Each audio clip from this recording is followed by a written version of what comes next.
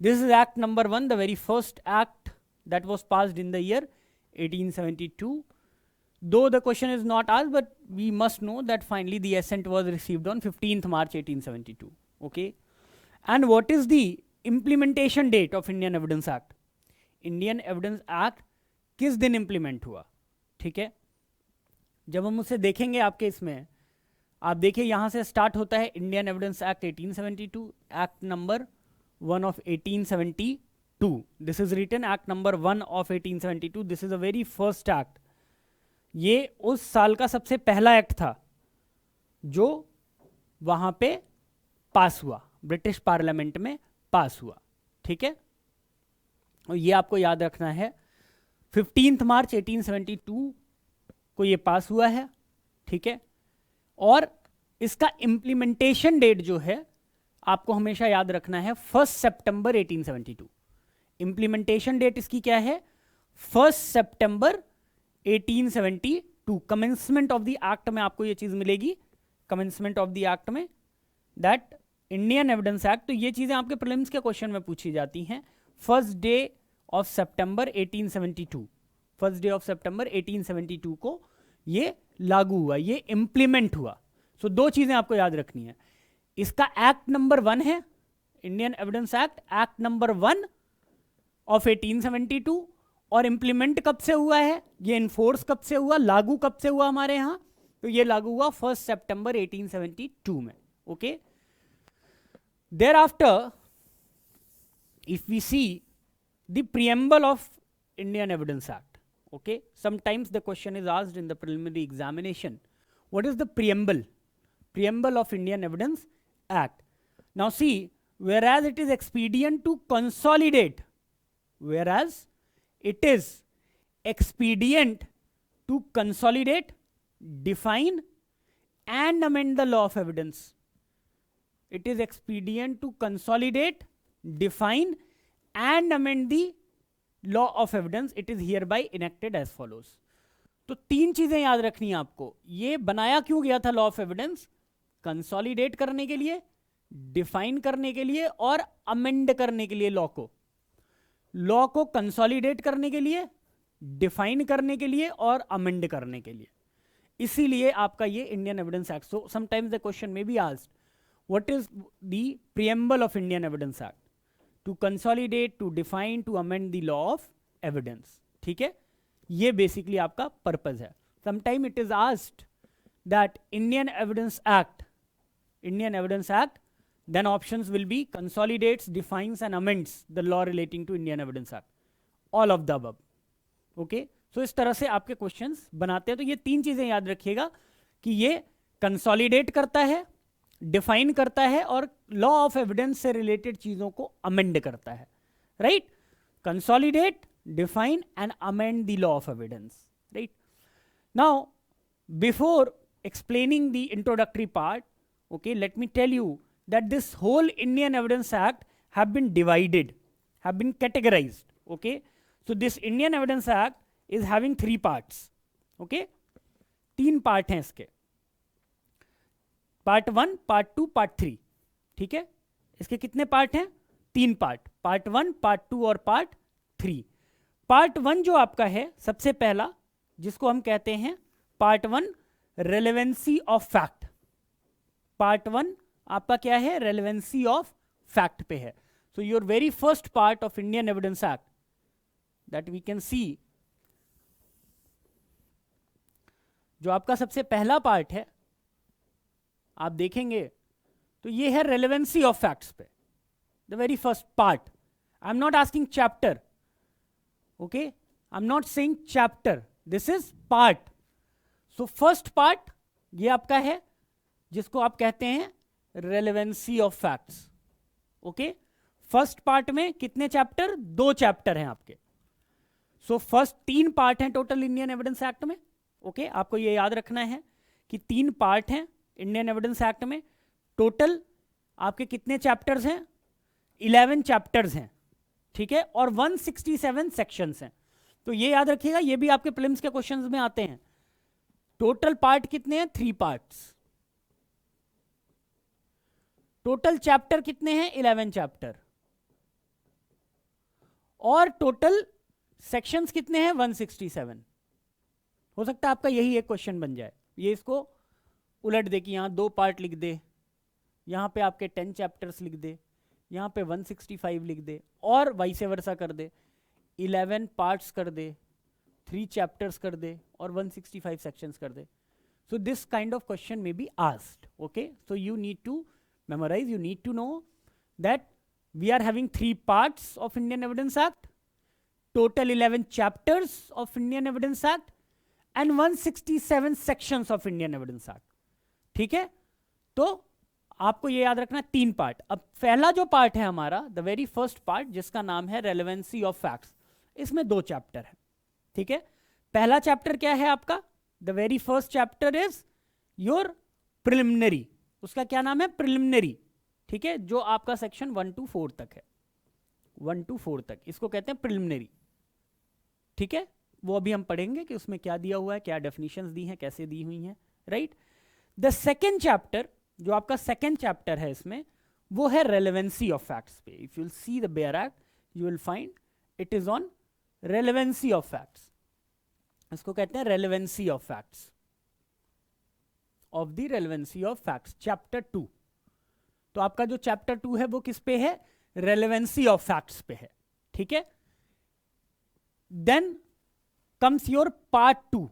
अब ये आपके पार्ट 1 के दो चैप्टर हो गए, फर्स्ट एंड सेकेंड. फर्स्ट आपका था प्रिलिमिनरी, सेकेंड आपका क्या था, relevancy of fact, relevancy of fact. अब आइए पार्ट 2 पे. ठीक है, पार्ट 2 में आपके 4 चैप्टर हैं टोटल.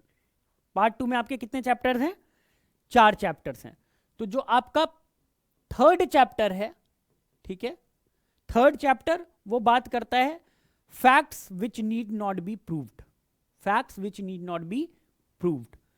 फोर्थ चैप्टर जो आपका है वो बात करता है ओरल एविडेंसेस की. ठीक है, फिफ्थ चैप्टर जो आपका है वो डॉक्यूमेंट्री एविडेंसेस की.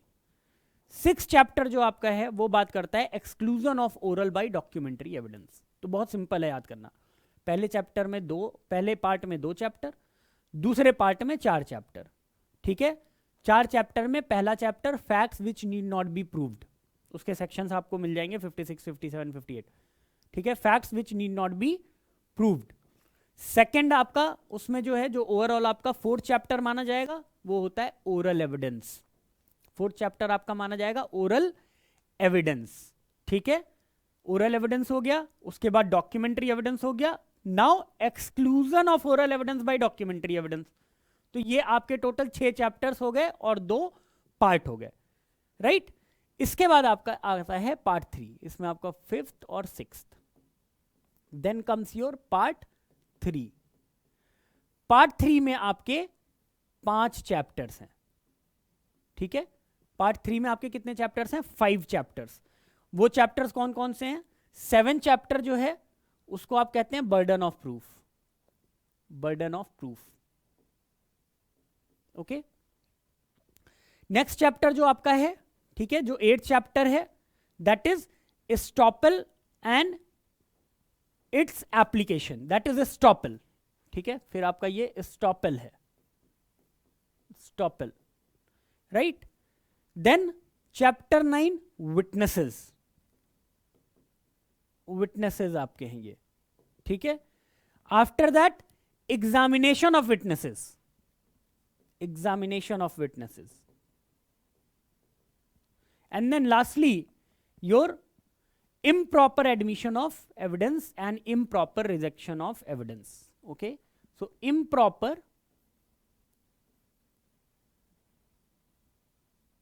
admission and rejection of evidence.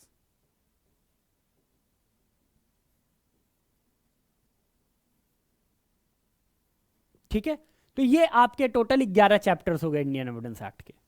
ठीक है, 3 पार्ट, 11 चैप्टर्स, 167 सेक्शंस, ये आपके इंडियन एविडेंस एक्ट में. एक क्वेश्चन इंडियन एविडेंस एक्ट में आपके स्टार्टिंग में ये भी पूछा जाता है, who has drafted Indian evidence act. So we all know that it is James Frederick Stephen. It was James Frederick Stephen who has drafted Indian Evidence Act. तो आपको ये सिंपल याद रखना है, इंडियन एविडेंस एक्ट का year 1872, implementation date 1 सितंबर 1872, drafted by James Frederick Stephen, categorized in 3 parts. First part is on relevancy of fact, second part is on a proof, third part is on production of evidence and effect of evidence. ठीक है, first chapter part में 2 chapter, second part में 4 chapter और third part में 5 chapters. ठीक है, इसी में आपका पूरा इंडियन एविडेंस एक्ट इंक्लूडेड है. Right, now coming to the introductory part.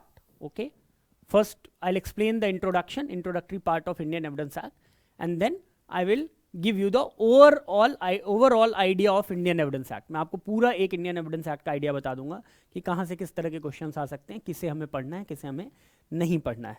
Right,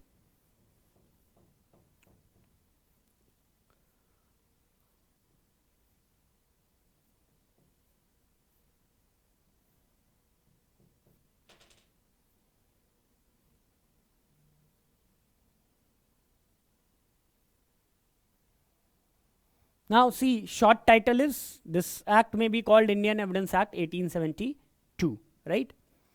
Extent. Now this time in the upcoming examinations, one question may also be asked, what could be the extent of Indian Evidence Act?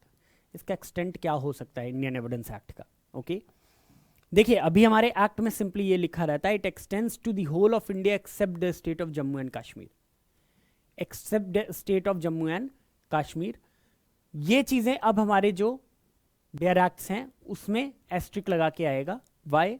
Because by Jammu and Kashmir reorganisation act, जो Jammu and Kashmir का reorganisation act है, उससे Indian evidence act को extend कर दिया गया है Jammu and Kashmir पे. Now the application of Indian evidence act has been extended to Indian evidence act. Okay, तो इसका जो एप्लीकेशन है वो एक्सटेंड कर दिया गया है इंडियन एविडेंस एक्ट में.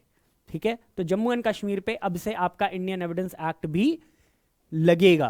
ठीक है, इंडियन एविडेंस एक्ट आपका क्या होगा, वहां पे इंप्लीमेंट होगा. लेकिन इस पे क्वेश्चन ये नहीं पूछेगा ये इंप्लीमेंट होगा या नहीं होगा. Okay, the question that will be asked, by which schedule, by which act this Indian evidence act has been extended to, it has been extended to JNK. Okay, तो ये आपको एक चीज है जो आपको याद करनी पड़ेगी. ठीक है, जो आपको ये समझना पड़ेगा.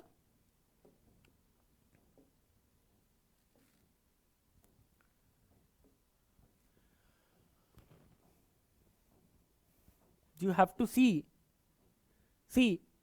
this is your JNK Reorganization Act 2019. ये आपका Jammu and Kashmir reorganisation act है 2019 का.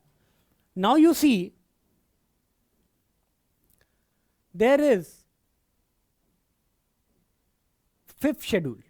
ओके, अब ये आप ध्यान से सुनिएगा, because this is a very good question that may be asked in the any of the preliminary examinations. Prelims के जो एग्जामिनेशंस होंगे उसमें ये क्वेश्चन बनाया जा सकता है. ठीक है, ये छोटी छोटी चीजें होती हैं that we should memorise, we should remember. The 5th schedule, 5th schedule को कह रहा है रेड विथ सेक्शन 95 एंड 96. क्या कह रहा है? 5th schedule read with section 95, 96. Okay, and there is a table, and in that table if you'll come to serial number 44. ठीक है, सीरियल नंबर कौन सा है? 44. और क्या कह रहा है वो यहां पे 44 पे? अगर आप ध्यान से देखिए, ये लिख रहा है इन sub section 2 of section 1, sub section 2 of section 1, sub section 2 of section 1 किसका? इंडियन एविडेंस एक्ट का, जो आपकी बेयर एक्ट है अभी, Indian evidence act. Okay, in that section the word except the state of Jammu and Kashmir shall be omitted. वो क्या कह रहा है? ये जो आपका वर्ड है short title, extent and commencement में जो सबसेक्शन 1, जो सबसेक्शन 2 है सेक्शन 1 का सेकेंड पार्ट है, उसमें जो वर्ड लिखा है it extends to whole of India except the state of Jammu and Kashmir, that the word except the state of Jammu and Kashmir shall be omitted. अब इसको हटा दिया जाएगा। तो आपसे क्वेश्चन ये पूछा जा सकता है कि वेयर इट इज गिवन और by which law the extension of Indian evidence act has been done to, extension of Indian Evidence Act has been done to Jammu and Kashmir. ये एक बहुत सिंपल सा question and my anticipation is कि ये question अब बनेगा आपका। या तो वो पूछ सकता है कि एंट्री नंबर कौन सी है टेबल में, तो आपको याद रखना 5th शेड्यूल का टेबल 1 है जिसका 44 एंट्री नंबर है। 5th शेड्यूल किसका? JNK रीऑर्गेनाइजेशन एक्ट का। रीऑर्गेनाइजेशन एक्ट भी डिफरेंट हैं, 2019 वाला reorganisation act, JNK reorganisation act 2019 का 5th शेड्यूल, इसके टेबल 1 में जो 44th सीरियल नंबर है उससे इंडियन एविडेंस एक्ट को एक्सटेंड कर दिया गया है जम्मू एंड कश्मीर पे, राइट। आपको मैंने बताया, इसके साथ देखिए एक चीज और लिखी है, रेड विथ सेक्शन 95, तो ये भी आपको याद रखना है, ठीक है।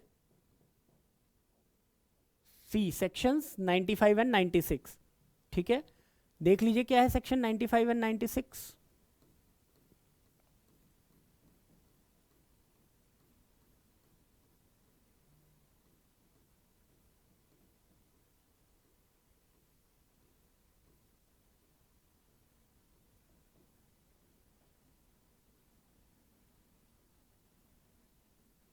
Now see,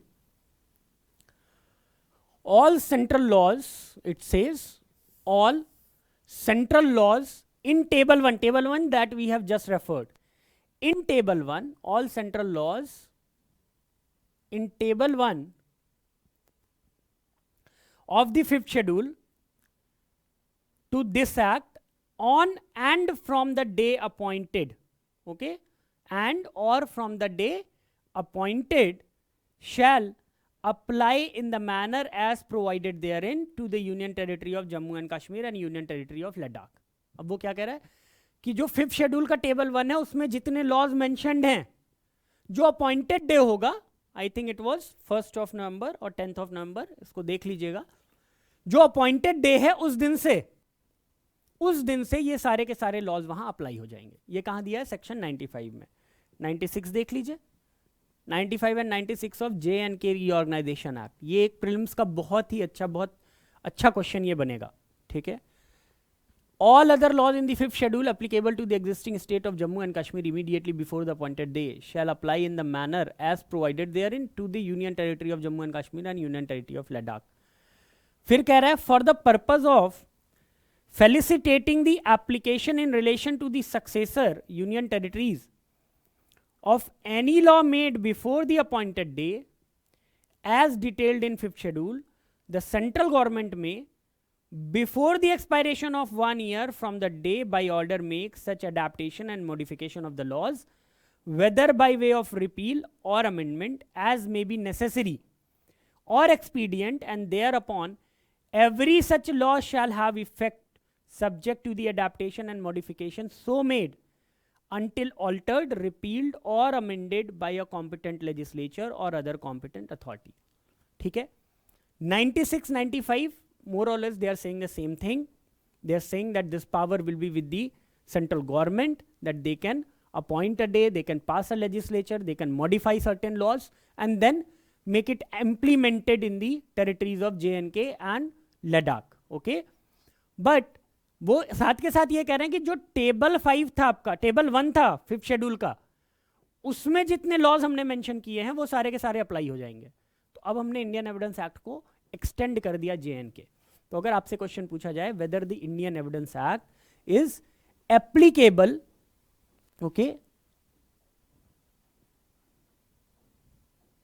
is applicable to JNK or not, so it is applicable by Jammu and Kashmir Reorganization Act. Yes, somebody is asking a question. Yes, Raksha, you can ask the question. What basic question? Good morning, sir. Morning. So one basic question that law of evidence is a objective procedural or both? So sir, I have Both. seen many times Both. questions asked. It is both. It is adjective as well as procedural. It is procedural and adjective both. Okay, so both will be the answer. Adjective because it provides certain definition, it provides certain terms, terminologies.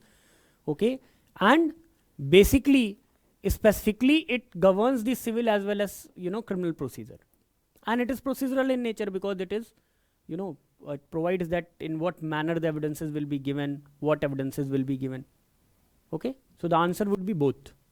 This question have been asked. This question has been asked in the examinations, right? So if you have any question, just put that question in the chat box so that I can answer it then and there.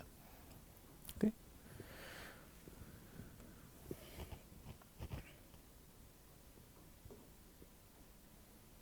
So this part is clear. Then it says it extends to the whole of India except the state of Jammu and Kashmir and applies to all judicial proceedings in and before any court, including court martial, other than the court martial convened under Army Act, Navy Act, and Indian Navy Discipline Act or Air Force Act, but not to affidavits presented to the court or officer, not to proceedings before an arbitrator.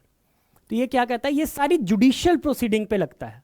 Indian evidence act will be applicable to all judicial proceeding, okay, including court marshals.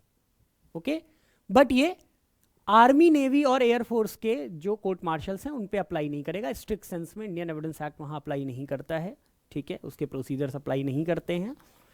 और affidavits पे ये नहीं लगता है जो presented before the court और officer है, ये एफिडेविट्स पे नहीं लगता है. You can give the evidence on affidavit, but affidavit is on affidavits Indian evidence act is not applicable. Okay, but not to affidavits presented to any court or officer, nor to proceeding before an arbitrator. तो ये भी याद रखिएगा, arbitrator जो है वो Indian evidence act में जज भी कंसीडर नहीं होता है और इंडियन एविडेंस एक्ट की प्रोसीडिंग्स आर्बिट्रेशन पे नहीं लगती है. क्यों? उसका रीजन है. रीजन आप समझ लीजिए इस छोटे में.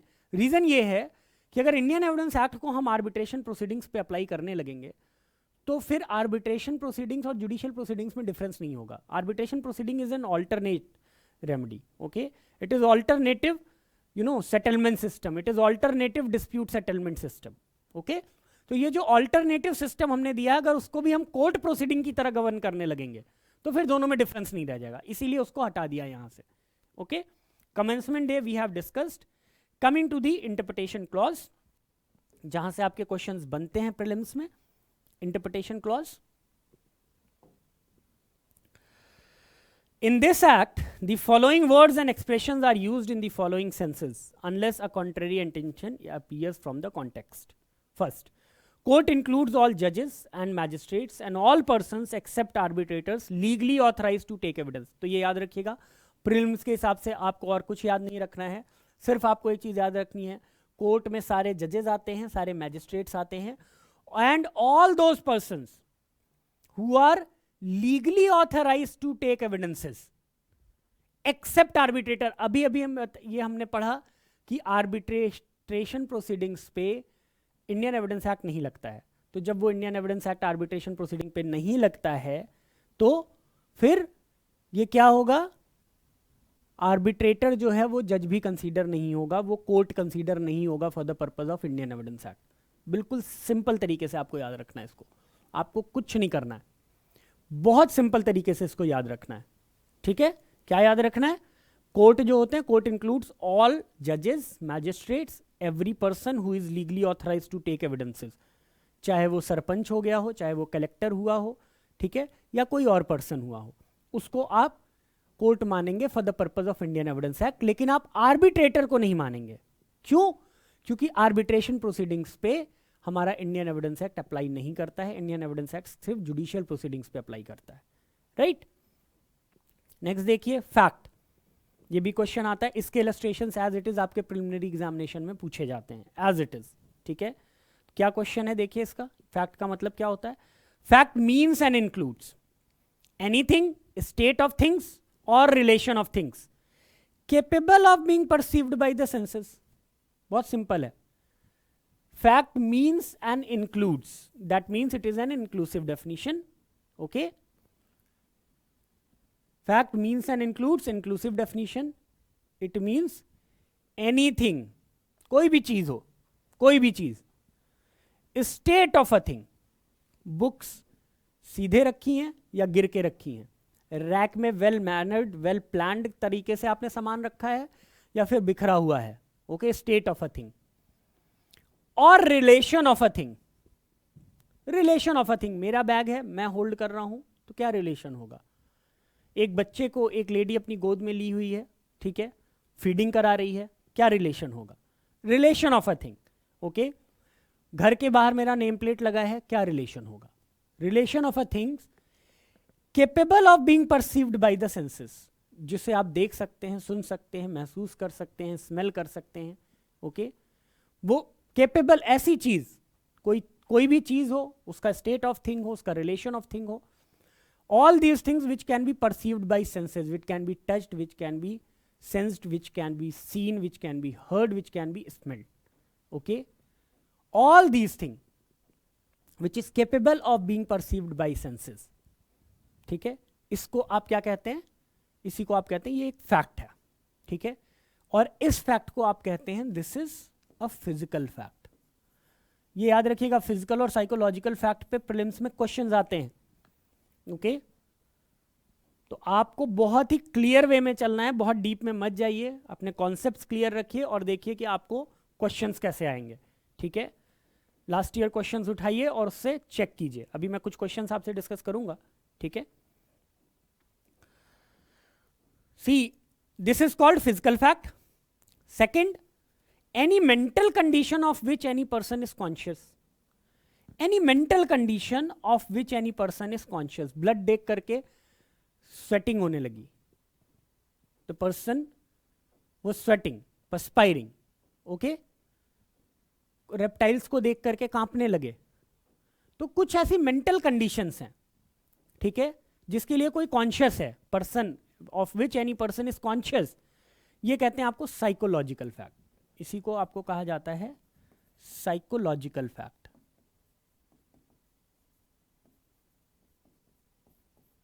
ठीक है, psychological fact. You can see certain illustrations are there. As it is, these illustrations are asked in your examination. As it is, ये illustrations आपके एग्जामिनेशन में पूछे जाते हैं. ठीक है, अब ये क्या पूछे जाते हैं? That there are certain objects arranged in a certain order in a certain place is a fact. ये physical fact हो गया आपका, क्योंकि state of thing की बात कर रहा है. ठीक है, the man heard or saw something is a fact. Perceived by senses, again it's a physical fact. Okay, then see, the man said certain words. कुछ बोला, आपने सुन लिया, perceived by senses हुआ. Again, it is a physical fact. Then, that a man holds a certain opinion, has a certain intention, acts in good faith or fraudulently, or uses a particular word in a particular sense, or is or was at a specified time conscious of a particular sensation. सीधे बता रहा है, mental fact है, psychological fact है. ये पूछता है आपसे, ठीक है, ये फैक्ट है या नहीं. एज इट इज यही इलस्ट्रेशन दे देगा आपके एग्जाम में. ओके, तो ये इलस्ट्रेशन याद रखिएगा सारे. बस ये याद रखिएगा इसमें मेंटल कौन सा है और इसमें फिजिकल फैक्ट कौन सा है. जो भी मेंटल फैक्ट्स है उसको आप कहते हैं साइकोलॉजिकल फैक्ट. जो भी फिजिकल फैक्ट है उसको आप कहते हैं फिजिकल फैक्ट्स. ओके,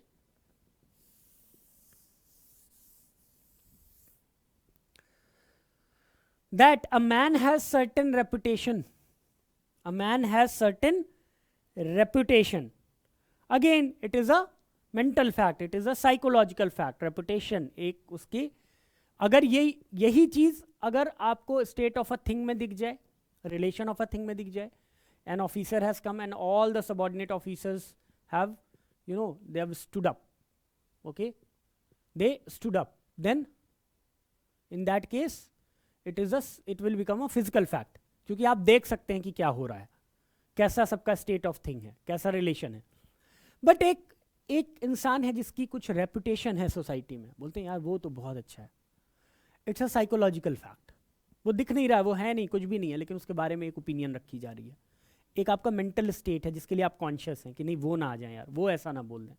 ओके, तो ये आप याद रखिएगा, ये क्वेश्चन आपसे पूछा जाता है कि if a man is having certain reputation whether it is a fact और नॉट, फैक्ट तो है ही, फिर पूछा जाएगा whether it is a mental fact और physical fact. So this is a mental fact and it is considered to be a psychological fact, right.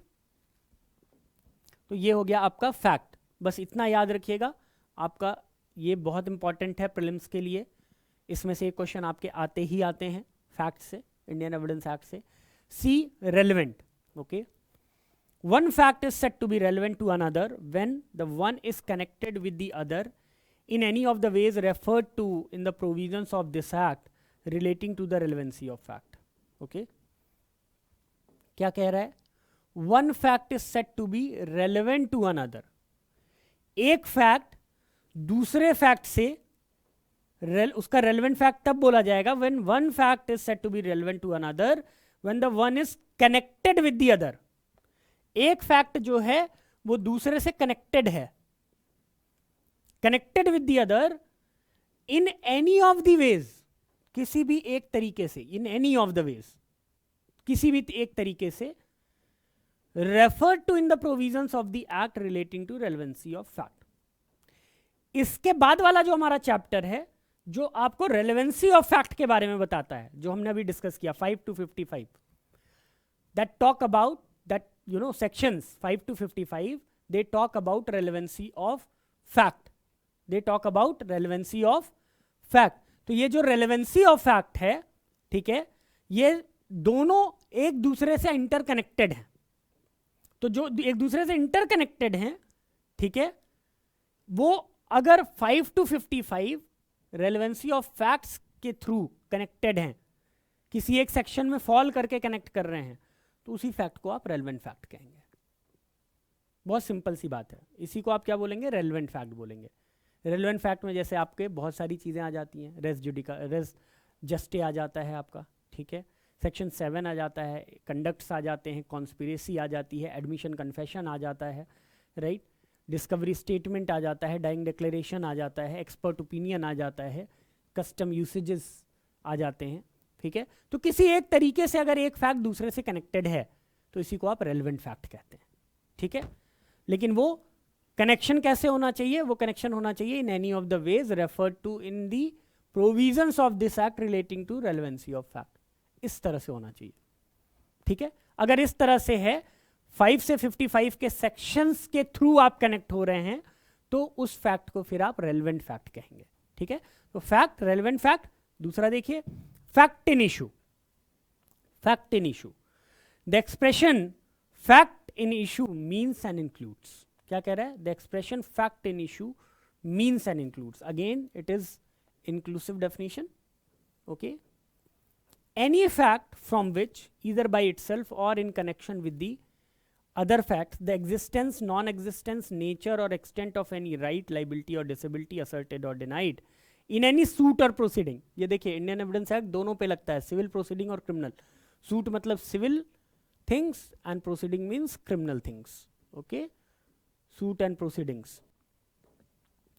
Suit और proceedings necessarily follows, that is required to be decided, वो required है, जब तक वो decide नहीं होगा तब तक आगे आप केस को सॉल्व नहीं कर सकते। फैक्ट इन इशू यही होता है, सिंपल वे में आप समझ लीजिए, fact in issue is any fact और any relevant fact, okay, by itself any fact और relevant fact in connection with the other fact, that is called relevant fact, okay. The existence, this is very important, existence, non-existence, nature and extent, किस चीज का, right, liability और disability का, of any right, liability, disability, right, liability and disability. जैसे right की बात करते हैं, whether you have this right और not, whether you have a right to go to a particular office और नॉट, ठीक है। जैसे डिफेंस का एरिया है कोई, वहां आपको राइट है जाने का, नहीं है जब तक आपके पास वैलिड प्रूफ ना हो, वैलिड रीजन ना हो और आपके पास पास ना हो। It's not like that anybody can go to the cantonment area. आप कैंटोनमेंट एरिया में जाते हैं तो आपसे आईडी मांगी जाती है, या उनके ऑफिशियल प्लेसेस पे आपको जाना होता है तो लिखा होता है entry is restricted, you will have to give the ID proof, right. तो अब यहां पे आपका राइट एग्जिस्ट करता है या नहीं करता है, सबसे पहला क्वेश्चन तो ये हो जाएगा। आप कहते हैं मेरा राइट है because I am a member, okay, right. आप क्या कहते हैं कि मेरा राइट है because I am a member of this force. वो कहते हैं आपने रिटायरमेंट ले लिया है, बिना पास के आप नहीं आ सकते। तो यहां बात हो गई आपके राइट के एग्जिस्टेंस या नॉन एग्जिस्टेंस की।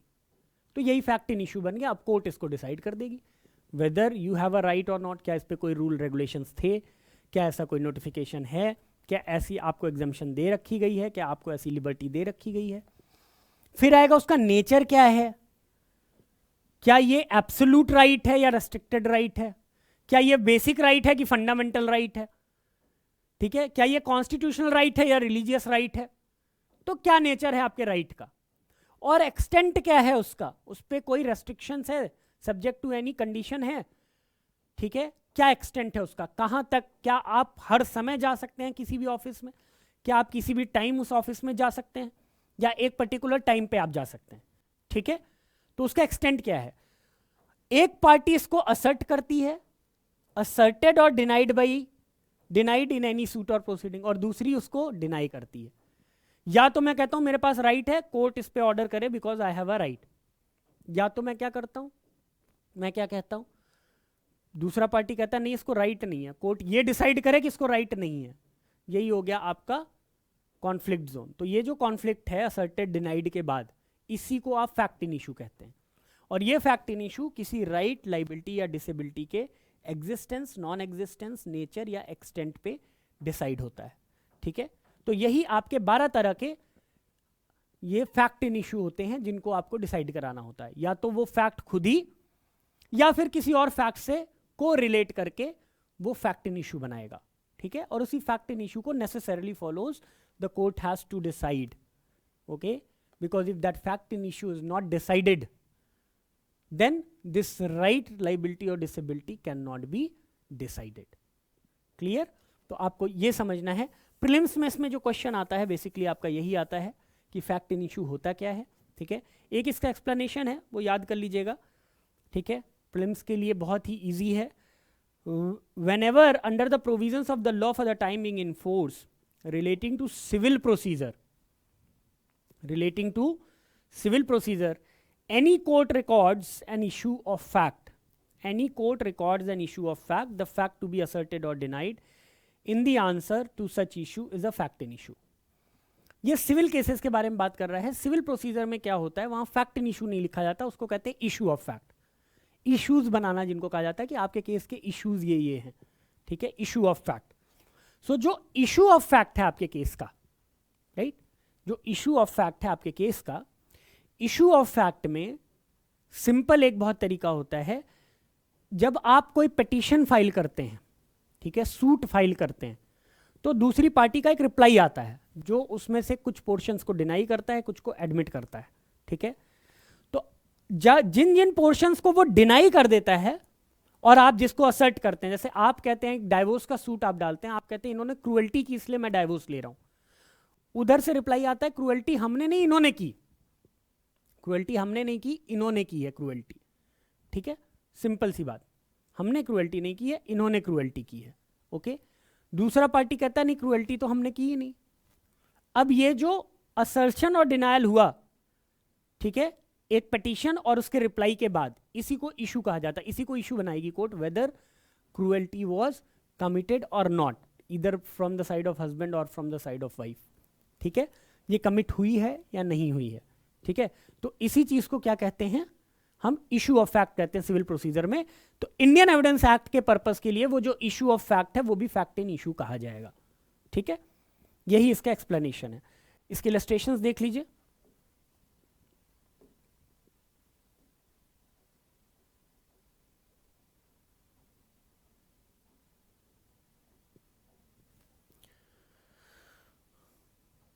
There is a question, relevant fact and admissible fact is coextensive right. See, all the relevant facts may not be admissible. Yes, only relevant facts are to be made admissible. लेकिन इसका मतलब ये नहीं कि सारे relevant facts को admissible बना लिया जाए. बहुत सारे ऐसे facts होते हैं जो relevant होते हैं लेकिन admissible नहीं होते हैं. ठीक है, जो रेलिवेंट होते हैं लेकिन एडमिसिबल नहीं होते. जैसे पुलिस को दिया हुआ कन्फेशन कुछ पॉइंट पे वो रेलिवेंट है, डिस्कवरी ऑफ स्टेटमेंट के लिए वो रेलिवेंट है, लेकिन वो एडमिसिबल नहीं हो सकता. ठीक है, इसके इलस्ट्रेशंस देख लीजिए. A is accused of murder of B. A is accused of murder of B. At his trial the following facts may be in issue. Following ये जो फैक्ट्स हैं वो इशू में हो सकते हैं. That A caused B's death. A caused B's death. That A intended to cause B's death. Okay. That A had received grave and sudden provocation from B. That A at the time of doing the act which caused B's death was by reason of unsoundness of mind incapable of knowing the nature of the act. Okay. तो ये सारी चीजें fact in issue है कि उसकी disability थी या उसकी लाइबिलिटी है या उसका राइट था मारना क्योंकि उसने सेल्फ डिफेंस में मारा, या उसका इंटेंशन था मारना जो उसको लाइबल करता है मर्डर के लिए. ठीक है, तो यही फैक्ट इन इशू है, आपको यही याद रखना है बस. तो ये याद रखेंगे तो फैक्ट इन इशू आपका क्लियर हो जाएगा. ओके, अब आ जाइए डॉक्यूमेंट्स पे. डॉक्यूमेंट्स मीन्स ये इंक्लूसिव डेफिनेशन नहीं है, सिर्फ यही चीजें रहेंगी डॉक्यूमेंट के लिए. एनी मैटर एक्सप्रेस्ड, कोई मैटर है, कुछ भी matter, he killed me, he is going to kill me, या आप किस दिखा रहे हैं, एनी मैटर. ओके, एक्सप्रेस्ड और डिस्क्राइब्ड, आपने एक्सप्रेस कर दिया या डिस्क्राइब कर दिया. ठीक है, ऐसे आपने कोई सिग्नल दे दिया, ठीक है, कुछ और कर दिया. ओके, लिख दिया, एक्सप्रेस कर दिया. और डिस्क्राइब अपॉन एनी सब्सटेंस, ये एक्सप्रेस और डिस्क्राइब आपने किया किसी भी सब्सटेंस पे, किसी भी सब्सटेंस पे. By means of letter, substance पे बाय मीन्स ऑफ लेटर. आगे देखिए क्या कह रहा है, लेटर और by means of letters, figures, marks. आपने रेत पे एक संरचना बना दी, एक स्ट्रक्चर बना दिया, वो हो गया. अगर आप रिकॉर्ड करने के पर्पज से रख रहे हैं तो वो बन गया आपका document.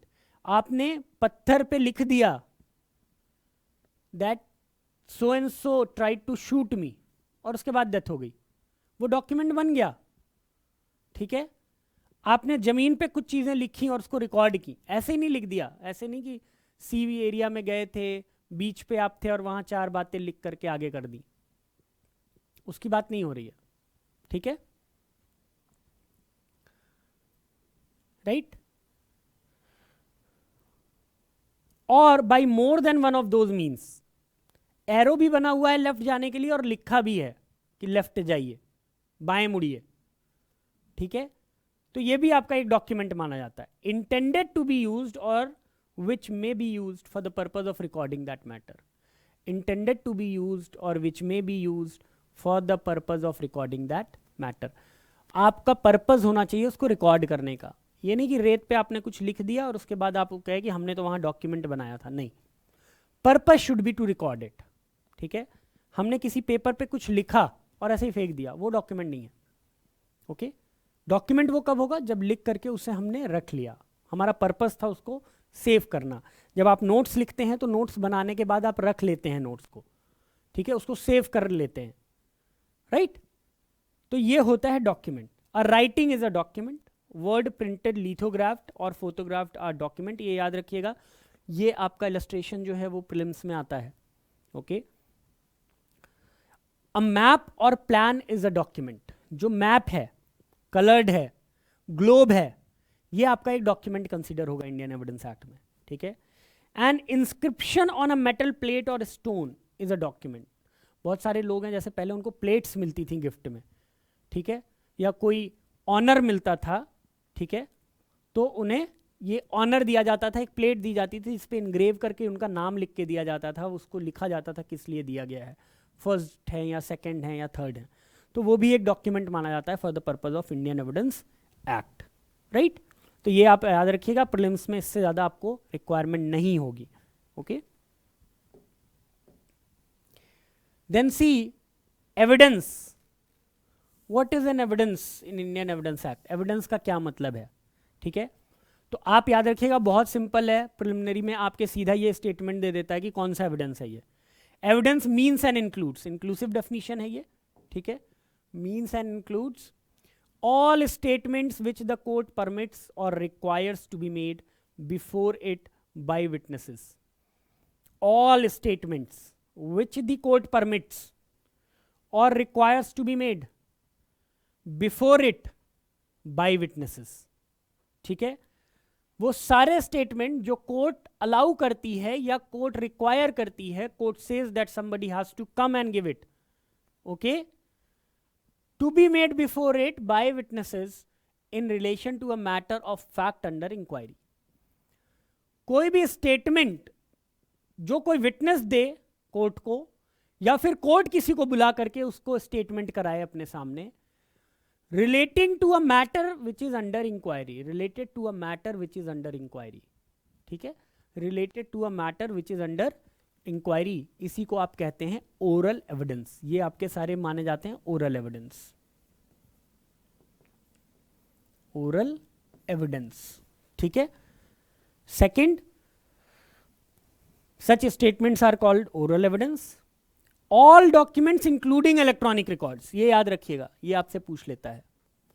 All document including electronic records produced for the inspection of the court, जो भी डॉक्यूमेंट आप कोर्ट को देते हैं फॉर इट्स इंस्पेक्शन, आप ये देख लीजिए, इंजरी की ये लिस्ट है देख लीजिए, पोस्टमार्टम रिपोर्ट है ये देख लीजिए, फॉरेंसिक की ये रिपोर्ट है ये देख लीजिए, ऑल दोज डॉक्यूमेंट्स, उसको आप कहते हैं documentary evidence, including the electronic record, इसी को आप कहते हैं documentary evidence,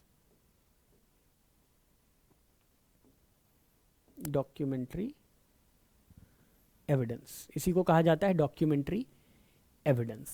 So all documents including electronic records produced before the court for the inspection, it is called documentary evidence. तो दो तरह के evidence होते हैं, oral, documentary. वो सारे statement that a witnesses makes or court requires someone to make it, okay, relating to a fact under inquiry in the court, that is called oral evidence. Second is documentary evidence, okay. अब देखिए,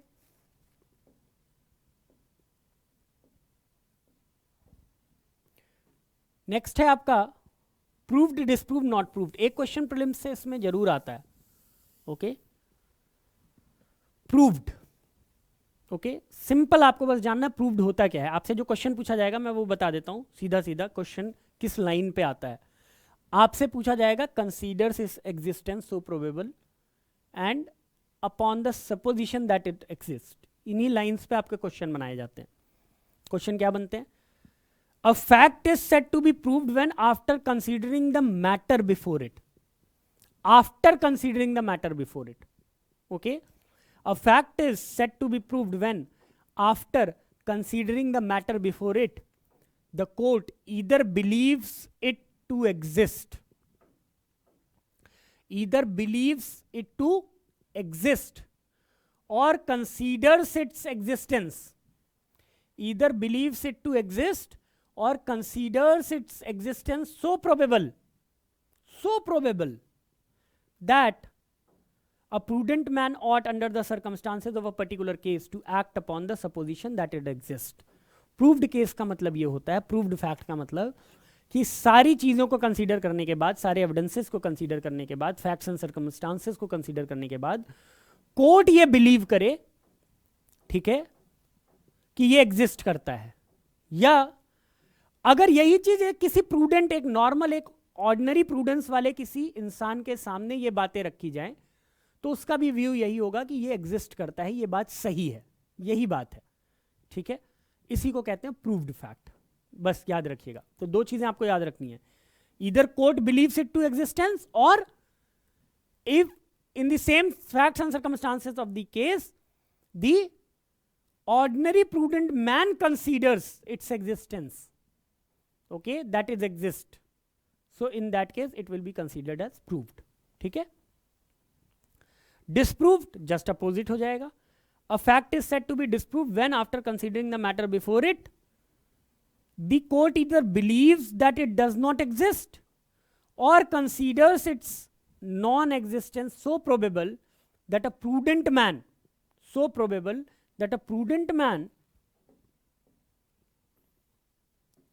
ought, under the circumstances of a particular case,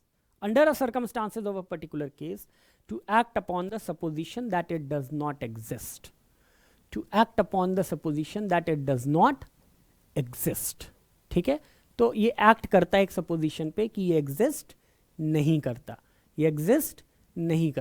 इसी को कहते हैं आप disprove. लेकिन आप याद रखिएगा, after considering the matter before it, under the fact and circumstances of a particular case. Her case का अलग अलग प्रूव एंड डिस्प्रूव होगा. ओके. नॉट प्रूव, जो आपके प्रीलिम्स में क्वेश्चन आता है वो इस पे आता है. Not prove, what is not prove? Simple as it is, illustration उठा के पूछ लेता है what is not proved.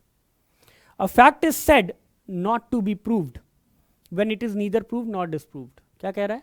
A fact is said not to be proved when it is neither proved nor disproved. Okay, a fact is said not to be proved when it is neither proved nor disproved.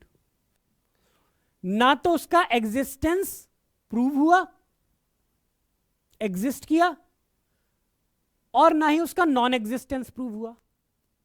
ठीक है. तो ये Midway जो situation है ना, ये doubtful situation जो है, उसको कहते हैं आप नॉट प्रूव. तो ये आपसे पूछा जाता है what is not proved. Okay. और आपको ऑप्शन दे देते हैं, not prove means which is not proved, the fact which is not established. No, जो ऑप्शन आपका रहेगा नीदर प्रूव नॉट डिस्प्रूव, वो आपका ऑप्शन है not proved. Okay.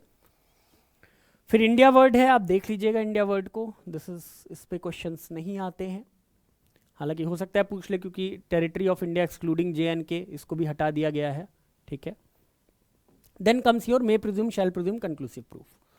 May presume, okay, ये प्रिजम्पशंस पे क्वेश्चंस होते हैं. प्रिजम्पशंस पे इसके एग्जांपल्स आपको मिल जाएंगे, मैं अभी बता दूंगा, जहां से आपसे क्वेश्चन पूछे जाते हैं मे प्रिज्यूम, शैल प्रिज्यूम पे. ठीक है. कि किस किस जगह से आपसे सेक्शंस हैं जो पूछे जाएंगे आपसे मे प्रिज्यूम एंड शैल प्रिज्यूम पे. Whenever it is provided by this act that the court may presume a fact, it may either regard such fact as proved unless and until it is disproved, or may call for proof of it. may proof का एक significance है, may presume का एक significance है. देखिए कह रहा है wherever it is provided by this, wherever it is provided by this act. क्या कह रहा है? wherever it is provided by this act.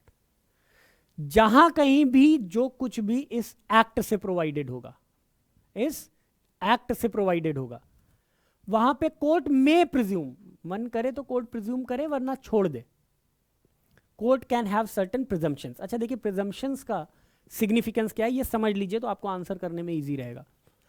Presumptions का सिग्निफिकेंस ये होता है, अगर किसी फैक्ट का प्रिजम्पशन कर लेती है कोर्ट, अगर किसी फैक्ट का प्रिजम्पशन कर लेती है court, in that case the party in whose favor the court has made the presumption need not prove that fact. उसके लिए उसको एविडेंस नहीं देना, उसको प्रूव नहीं करना, पूरा का पूरा बर्डन अपोजिट पार्टी पे चला जाता है. मतलब आप समझ रहे हैं, आप एक केस लेके गए कोर्ट के पास और आपने कोर्ट से कहा कि अबेटमेंट ऑफ सुसाइड हुआ है. ठीक है, सुसाइड को अबेट किया गया है, उत्प्रेरण किया गया है इसका. ठीक है, इतना टॉर्चर किया गया, इतना उत्पीड़न किया गया कि उसकी वजह से अबेटमेंट हो गया, वो उसको अबेट किया गया, इंस्टिगेट किया गया कि उसने सुसाइड कर लिया. ठीक है. अब कोर्ट ने प्रिजम्पशन ले लिया, बोले yes there is a presumption of abetment of suicide. अब इसका सिग्निफिकेंस क्या है? जो कंप्लेनेंट है, जो प्रोसिक्यूशन है, जो पुलिस है, जिसने ये आरोप लगाया है that an accused has abetted this suicide, अब उसको प्रूव नहीं करना है इस केस को, अब उसको कोई एविडेंस नहीं देना है. प्राइमा फेसाई उसने जो कुछ भी प्रूव बताया, प्रूव कर दिया, हो गया. अब उसको कुछ नहीं करना कोर्ट में. ठीक है, नहीं अदरवाइज क्या होता है, इसीलिए मे प्रिज्यूम लिखा है, मे प्रिज्यूम। अदरवाइज क्या होगा, कोर्ट कह सकती है नहीं नहीं नहीं ऐसा प्रिजम्पशन हम नहीं ले रहे, आप प्रूव कीजिए पहले ऐसा है, प्रूव इट। अगर आप प्रूव करेंगे तो बहुत अच्छी बात है, नहीं प्रूव करते हैं, अगर आप नहीं प्रूव करते हैं, ठीक है, तो ये आपके केस का कोई प्रिजम्पशन नहीं है, हम केस को डिसमिस कर देंगे या नहीं माना जाएगा ये प्रूव्ड। ठीक है, तो ये प्रिजम्पशन का सिग्निफिकेंस है। सो मे प्रिज्यूम, जहां कोर्ट प्रिज्यूम कर भी सकती है नहीं भी कर सकती है, ओके। और मे call for proof of it, तो मना कर सकती है, हम प्रिजम्पशन नहीं लेंगे, आप प्रूफ करके दिखाइए अपने फैक्ट को। शैल presume whenever it is directed, देखो यहां लिखा है whenever it is provided, यहां लिख रहा है whenever it is directed by this act, that the court shall presume a fact, shall presume a fact, court के पास अब डिस्क्रिशन नहीं है कि प्रिज्यूम करे या ना करे, लिख रहा है shall presume a fact, shall presume a fact, shall presume a fact,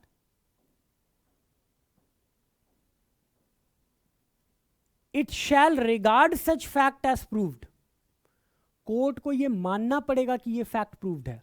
dowry death का केस है अगर, ठीक है, डावरी डेथ का केस हो गया, डावरी डेथ के केस में इल्ज़ाम लगाया गया कि क्रुएल्टी की गई थी, डावरी से रिगार्डिंग डावरी मांगी गई थी, इस तरह की बातें की गई थी, 7 साल से पहले की मैरिज थी।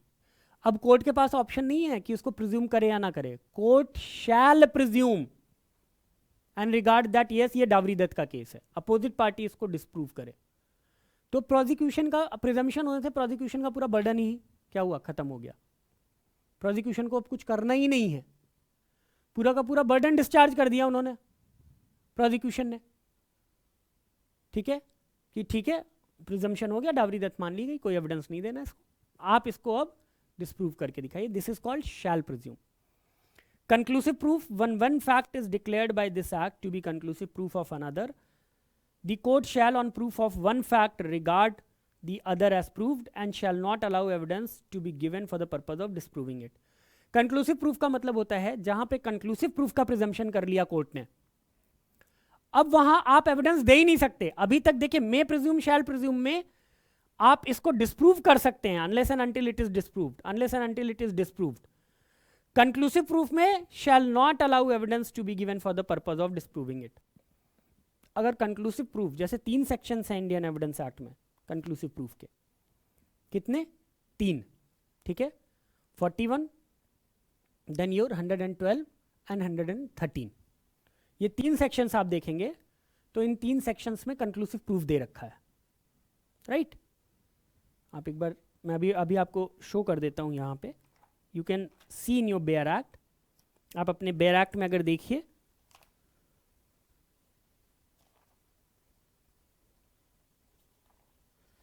तो आपको एक सेक्शन मिलेगा 112, okay, this is conclusive proof. 112 जो आपका है वो क्या है, कंक्लूसिव प्रूफ है, इसके लिए एविडेंस देना अलाउड नहीं है, ठीक है, but during marriage, right. 113 conclusive proof है, राइट। 41 कंक्लूसिव प्रूफ है, ठीक है, 41 का जो पार्ट है सेकंड वो कंक्लूसिव प्रूफ माना जाता है। तो ये 3 सेक्शंस है, इन 3 सेक्शंस को आप डिस्प्रूव करने के लिए इस पे एविडेंस नहीं दे सकते। आपने जैसे ही बताया कि ये फैक्ट है, कोर्ट को आपने जैसे इन्फॉर्म किया कि ये फैक्ट है, एक बच्चा है जो शादी के बाद 9 महीने के अंदर पैदा हुआ है, ठीक है, जब हस्बैंड एंड वाइफ के पास एक्सेस था, एक दूसरे का एक्सेस था, अब वो बच्चा लेजिटिमेट है इलेजिटिमेट है, इसको प्रूव करने के लिए आपको एविडेंस अलाउ नहीं किया जाएगा।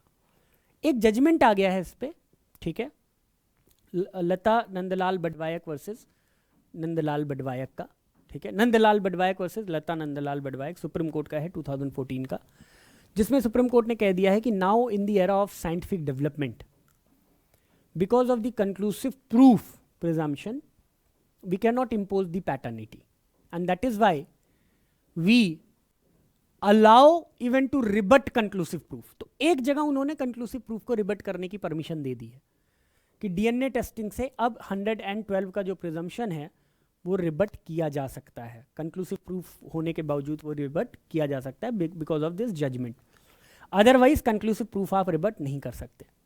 तो मैंने आपको कंक्लूसिव प्रूफ के 3 एग्जाम्पल दे दिए, 41, 112, 113. मे प्रिज्यूम शैल प्रिज्यूम के आपको एग्जाम्पल्स मैं आपको बताता हूँ, सिंपल है. मे प्रिज्यूम शैल प्रिज्यूम अगर आपको देखना है, ठीक है, तो 113 ए आप देखेंगे, इसमें मे प्रिज्यूम है, ठीक है, presumption as to abetment of suicide by a married woman. 113 B shall presume है, ठीक है. और इसके बाद आपका आता है 114 ए.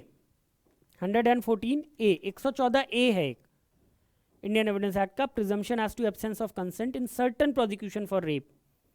ओके, इसमें भी आपका क्या है, शैल प्रिज्यूम. शैल प्रिज्यूम, ठीक है. Apart from that may presume के आपको अगर एग्जाम्पल्स देखने हैं, ठीक है, तो आप पार्ट 2 में आइए. पार्ट 2 में जस्ट सी 75 ऑनवर्ड्स आपको सेक्शंस मिलेंगे, 75 ऑनवर्ड्स आप सेक्शंस देखिए.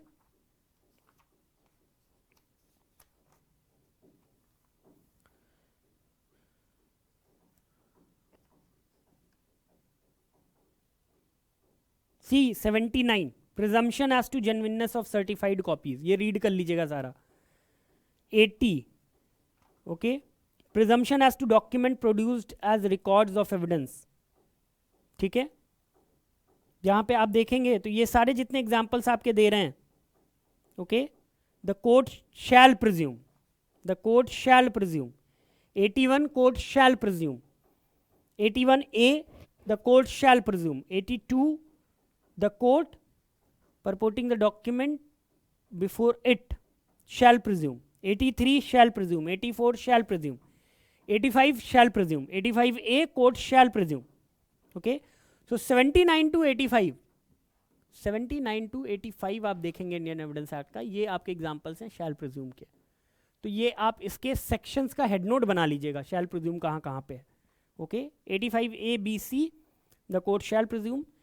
देन 86 ऑनवर्ड्स आप देखेंगे तो मे प्रिज्यूम है, 86 may presume, 87 may presume, 88 may presume, 88 A may presume. Then again 89 shall presume and then 90 may presume. तो ये एग्जाम्पल्स हैं आपके 79 से लेकर के और 90 तक, ये मे प्रिज्यूम और शैल प्रिज्यूम के एग्जाम्पल्स हैं.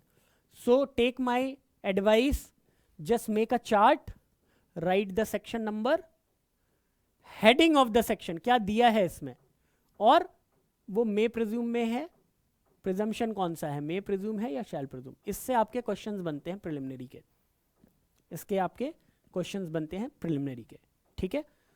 सो ये था आपका पूरा इंट्रोडक्टरी पार्ट, इसी से आपके क्वेश्चंस आते हैं, इसी तरह से आपके क्वेश्चंस ये पूछे जाते हैं. इलस्ट्रेशंस इसके आप पूरे पढ़ लीजिएगा, ठीक है. अपार्ट फ्रॉम दैट ब्रीफली मैं आपको थोड़ा सा इसका इंडेक्स बता देता हूँ, ठीक है, कि आपको क्या क्या पढ़ना है और कैसे पढ़ना है.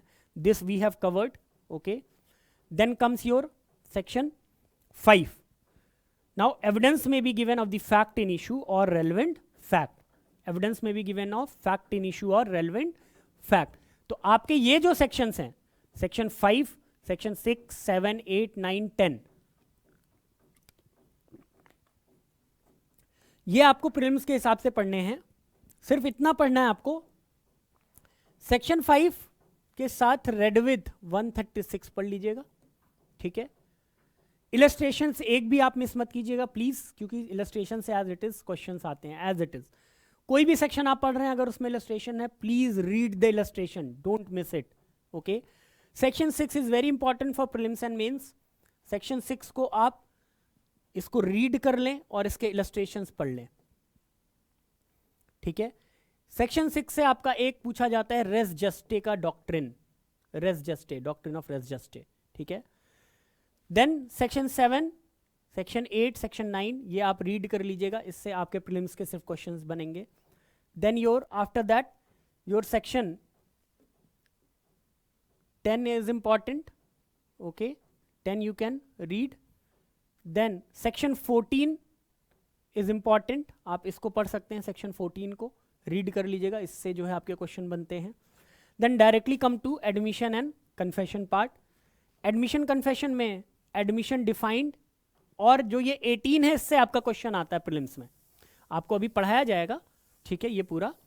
बट ये जो सेक्शन 18 है इससे आपके क्वेश्चंस आते हैं कि कौन एडमिशन कर सकता है, इसमें से एक क्वेश्चन आपका जरूर बनता है, तो इसे आप पढ़ लीजिएगा, ठीक है। 19, this is again important, the whole chapter of admission and confession is important, तो ये आप इसके सारे सेक्शंस पढ़ लीजिएगा, do not even miss a single section. जो मोस्ट इंपॉर्टेंट है मैंने आपको बताया, जैसे 18 है बहुत इंपॉर्टेंट है, 20 इंपॉर्टेंट है, 22A इंपॉर्टेंट है, 25, 26, 27 is important. Then your section 30 is important. Okay.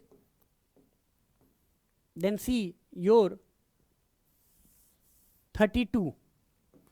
इसमें आपका डाइंग डिक्लेरेशन भी कवर होता है। 32 is again very important, dying declaration, ठीक है, इसको आप देख लीजिएगा डाइंग डिक्लेरेशन में, ठीक है। यहाँ पे बहुत सारी कंडीशंस दी हुई हैं, बट डाइंग डिक्लेरेशन से ही जनरली क्वेश्चन पूछे जाते हैं। कभी कभी आपके इससे बहुत इंपॉर्टेंट तो ये पार्ट नहीं है, लेकिन कभी कभी आपके 2 से 36 और 39 से क्वेश्चंस पूछ लिए जाते हैं, तो आपको पता होना चाहिए इन सेक्शंस में क्या है। जैसे 36 is relevancy of statement in maps, chart and plan, so they can directly ask the question under which section relevancy of maps and charts are given or relevancy of maps are given. So you should know the section number. The section number would be 36. तो वो आपको confuse करने के लिए option दे देते हैं 35, 36, 37, 38. It would be 36, right? उसके बाद आप देख लीजिए,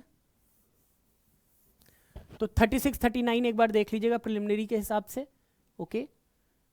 then here your section 41 is important. I told you it is conclusive proof आता है इसमें सेकंड पार्ट में, तो इसको आप पढ़ लीजिएगा, ओके। प्रीलिम्स में फिर आपका एक्सपर्ट ओपिनियन 45 से क्वेश्चन पूछे जाते हैं। इसमें एक क्वेश्चन आपसे ये पूछा जाता है that why the expert opinion is not taken on Indian laws. So Indian laws पे इसलिए नहीं लिया जाता क्योंकि always the matter is decided by the judge and judge is supposed to know the Indian law. Everybody is supposed to know the Indian law. So उसमें expert opinion की हमें ज़रूरत नहीं है, ठीक है। ये आप पूरे sections पढ़ लीजिएगा, section और उसके नाम याद होने चाहिए कि उस section में क्या दिया है, ठीक है। इसमें एक 48 है existence of right customs, कब relevant होते हैं, इस पे questions आते हैं, ये 3 आप जरूर याद कर लीजिएगा, ठीक है। 48, 49, 50 ये इंपॉर्टेंट है इसमें आपके प्रीलिम्स के हिसाब से, okay. Then after the amendment of criminal law amendment act, आपका एक सेक्शन 53A है, ये इंपॉर्टेंट है, ये दोनों आप जरूर से देख लीजिएगा, इसमें क्या दिया हुआ है, इसमें क्या लिखा है, 53A, okay. Then I have told you again it is on, एक क्वेश्चन आपका इससे बनता है fact judicially noticeable need not be proved, ठीक है। ऐसे फैक्ट जिसका जुडिशियल नोटिस हो जाए वो आपको प्रूव नहीं करना है, जिसको जज मान ले, जिसको फैक्ट को खुद कोर्ट जो है नोटिस कर ले, उसको आपको प्रूव नहीं करना होता है। तो इसके कुछ एग्जाम्पल्स दिए हुए हैं, ये याद रखिएगा, वो एग्जाम्पल्स पढ़ लीजिएगा इसके सेक्शन 56 के, ठीक है। Though it will be referred to you, don't worry, ये सारे प्रीलिम्स के लिए इंपॉर्टेंट हैं, ठीक है। सेक्शन 57, 58 ये तीनों सेक्शंस आप पढ़ेंगे इसमें। Then comes by oral evidence, ये दोनों सेक्शन आपको रीड करने हैं, ठीक है। ये सिर्फ बेयर एक्ट वर्जन आपको रीड करना है इसका, और कुछ एक्स्ट्रा इसमें रिक्वायर्ड नहीं है। Proof of contents of document, primary evidence आप देख लें, सेकेंडरी एविडेंस। इसके बाद एक आप सेक्शन 65 देख लीजिएगा इसमें, सेक्शन 65 इसलिए इंपॉर्टेंट है, cases in which secondary evidence relating to documentary may be given, ठीक है। कौन से ऐसे केसेस हैं जहां पे सेकेंडरी एविडेंस दिया जा सकता है, ठीक है। ये सब की आपको बेयर एक्ट रीडिंग करनी है, और बेयर एक्ट से डायरेक्ट आपके क्वेश्चंस आएंगे। 65B, we all no it, ये बहुत इंपॉर्टेंट है, पूछा जाता है 65B क्या है या 65B में क्या दिया हुआ है, तो इसकी आप रीडिंग एक प्लेन कर लीजिएगा, ओके। बाकी मैंने आपको बता दिया, इधर इतने इंपॉर्टेंट नहीं है। आप एक 74 में देख लीजिएगा, पब्लिक डॉक्यूमेंट में क्या क्या आते हैं, प्राइवेट डॉक्यूमेंट में क्या क्या आते हैं, 74 एंड 75 ये इंपॉर्टेंट है, ठीक है। सिर्फ आपको प्लेन बेयर एक्ट रीडिंग करनी है इनकी प्रीलिम्स के लिए। Presumptions we have just seen. Then come to this part. This part is exclusion of oral evidence by documentary. ये आपका मेंस के लिए इंपॉर्टेंट है, बट प्रीलिम्स के हिसाब से इसके कुछ इलस्ट्रेशंस दिए हुए हैं 91, 92 के, ये आप जरूर देख लीजिएगा, क्योंकि वो इलस्ट्रेशन पूछा जाता है कि जो काउंटर कॉपी है, पार्टनरशिप फर्म है उसका जो डॉक्यूमेंट है जो डुप्लीकेट में बनाया गया है उसमें कौन सा ओरिजिनल है, कौन सा डुप्लीकेट है, कौन सा फर्स्ट माना जाएगा, कौन सा कॉपी माना जाएगा, वो इसमें दिया हुआ है, वो आप देख लीजिएगा उसके इलस्ट्रेशंस 91 92 के। ओके, उसके बाद इसमें जो इंपॉर्टेंट है आपका सेक्शन वो burden of proof. Burden of proof में डायरेक्ट क्वेश्चन आते हैं सेक्शंस पे, ठीक है। मेजरली जो इस पे क्वेश्चंस आते हैं वो 104, 105, 106 पे आता है, ठीक है। इन 3 पे तो वो सीधा सीधा क्वेश्चन पूछते हैं इंडियन एविडेंस एक्ट में। ओके, लेकिन आपको ये सारे सेक्शन पढ़ने हैं। सारे सेक्शंस की रीडिंग कर लीजिए, बहुत प्लेन है, सिंपल है, आपने ऑलरेडी पढ़ रखा है, आपको पढ़ाया भी जाएगा, बताया भी जाएगा, बट आपको you have to read once, कुछ नहीं, सिर्फ plain reading and illustration, that's it, that will be sufficient. जैसे अभी जो लास्ट एग्जामिनेशंस हुए थे उसमें कई बार ये क्वेश्चन पूछे गए हैं, ठीक है। You are travelling in a train without ticket, okay, then you get caught by the ticket inspector, so who will have the burden of proof whether you are traveling with ticket or without ticket? So वो section 106 आप पढ़ लीजिएगा, उसमें आएगा। 1078 presumption of life, presumption of death पे question पूछता है, किसको presumption of life कहते हैं, किसको presumption of death कहते हैं, ये याद रखिएगा, ठीक है। इसीलिए मैं आपको कह रहा हूँ burden of proof के सारे sections आप पढ़ लीजिएगा, रीड कर लीजिएगा एक बार। इस टॉपल में आपको कुछ नहीं करना है, 115 का जो illustration है वो याद रखिएगा, ठीक है, और वो किस केस लॉ पे बेस्ड है, ठीक है। आपको 115 का एक केस लॉ है जिस पे इसका इलस्ट्रेशन बेस्ड है। I will just let you know the name of that case law.